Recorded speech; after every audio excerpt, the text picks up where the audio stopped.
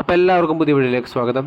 Content വൈസിൽ മലയാള സിനിമകൾ ഉന്നതികൾ കീഴിക്കൊണ്ടിരിക്കുന്ന സാഹചര്യത്തിലും ഇൻഡസ്ട്രിയുടെ ഭാവിയെ തന്നെ ചോദ്യം ചെയ്യുന്ന തരത്തിലുള്ള വാർത്തകളും കാര്യങ്ങളുമാണ് സോഷ്യൽ മീഡിയയിൽ ഇപ്പോൾ നടന്നുകൊണ്ടിരിക്കുന്നത്. സിനിമ ഇൻഡസ്ട്രിയിലെ സ്ത്രീകളുടെ ബേസിക് നീഡ്സിനെയും അവരനുഭവിക്കുന്ന ബുദ്ധിമുട്ടുകളെയും, അതായത് തുല്യവേതനം, bathroom facilities, physical, verbal and mental അബ്യൂസിനെയും എല്ലാം ഉൾപ്പെടുത്തിയ ഹേമ കമ്മിറ്റി റിപ്പോർട്ട് സബ്മിറ്റ് ചെയ്ത് 4 വർഷത്തിന് ശേഷം ഓഗസ്റ്റ് 19 നിലവിൽ വന്നിട്ടുണ്ടായിരുന്നത്. അതിനുശേഷം മലയാളം ഇൻഡസ്ട്രിയിലുണ്ടായ വെളിപ്പെടുത്തലുകളാണ് ഇപ്പോൾ ഏവരെയും തീവ്ര ചർച്ചയിലേക്ക് നയിച്ചിട്ടുണ്ടായിരുന്നത്. അതിലെ പ്രതികൂലിച്ചും അനുകൂലിച്ചും ഒരുപാട് നടന്മാർ രംഗത്ത് വന്നിട്ടുണ്ടായിരുന്നു. എസ്പെഷ്യലി അതിനുശേഷം ഒരുപാട് നടികൾ ഇൻഡസ്ട്രിയിലെ സ്ത്രീകൾ വരെ ഉൾപ്പെട്ട 15 അംഗ പവർ ഗ്രൂപ്പിനെ പറ്റിയും അതിനുശേഷം ചോദ്യം ചെയ്തതിനാൽ അവർക്ക് നഷ്ടപ്പെട്ട അവസരങ്ങളെപ്പറ്റിയും പ്രതിപാദിക്കുന്ന കാഴ്ചയും നമുക്ക് കാണാൻ സാധിച്ചു എന്നതാണ് ഏറ്റവും വലിയ സത്യം.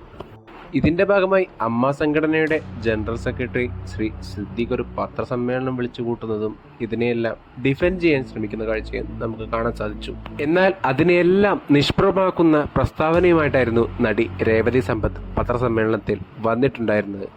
നടൻ സിദ്ദീഖിന്റെ ഭാഗത്തു നിന്നും ചെറിയ പ്രായത്തിൽ ആ നടിക്ക് നേരിടേണ്ടി വന്ന ദുരനുഭവത്തെ പറ്റിയും സെക്ഷൽ അബ്യൂസസിനെ പറ്റിയും പത്രസമ്മേളനത്തിൽ വളരെയധികം വികാരതയെ അവർ സംസാരിക്കുന്ന കാഴ്ചയും നമുക്ക് കാണാൻ സാധിച്ചു.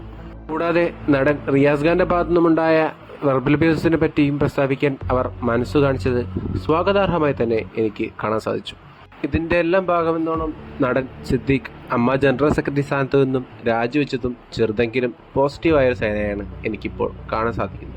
ഇതോടൊപ്പം കൂട്ടിച്ചേർത്ത് വായിക്കാൻ സാധിക്കുന്ന പ്രസ്താവനയുമായിട്ടാണ് ബംഗാളി നടി ശ്രീലേഖ മിത്ര പാലേരി മാണിക്യം സിനിമയുടെ ഷൂട്ടിംഗ് സമയത്ത് ഡയറക്ടർ രഞ്ജിത്തിന്റെ ഭാഗത്തു നിന്നുമുണ്ടായ ദുരനുഭവത്തെക്കുറിച്ച് പറയുന്നതും അതിന്റെ ഭാഗമായി അദ്ദേഹത്തിന് രാജിവെക്കുന്ന കാഴ്ചയും നമുക്ക് കാണാൻ സാധിച്ചത്. ഇതുപോലെ ഒരുപാട് പ്രസ്താവനകൾ ഇപ്പോഴും സോഷ്യൽ മീഡിയയിൽ ധാരാളമായി കണ്ടുകൊണ്ടിരിക്കുന്ന സാഹചര്യത്തിൽ ഇതിലെ സത്യാവസ്ഥ എന്തു തന്നെയാണെങ്കിലും ഇങ്ങനെയൊരു മൂവ്മെന്റ് വന്നതിന്റെ ഭാഗമായി ഇൻഡസ്ട്രിയിൽ ഇത്രയും കാലമായി തുടർന്നുകൊണ്ടിരുന്ന മറ്റൊരു ഫേസിനെ ഇപ്പോൾ തുറന്നു കാണിക്കാൻ സാധിച്ചത് വളരെയധികം സ്വാഗതാർഹമായി തന്നെയാണ് എനിക്ക് കാണാൻ സാധിക്കുന്നത്. തന്നെയാണെങ്കിലും ഇതുമായി ബന്ധപ്പെട്ട എല്ലാവരുടെയും മുഖംമൂടി വരുന്ന ആളുകളിൽ അഴിഞ്ഞു വീഴുകയും അവരെല്ലാം നിയമത്തിന് മുന്നിൽ കൊണ്ടുവരണമെന്ന് തന്നെയാണ് ഇതെല്ലാം കണ്ടു കഴിഞ്ഞപ്പോൾ എനിക്ക് പറയാൻ തോന്നുന്നത്.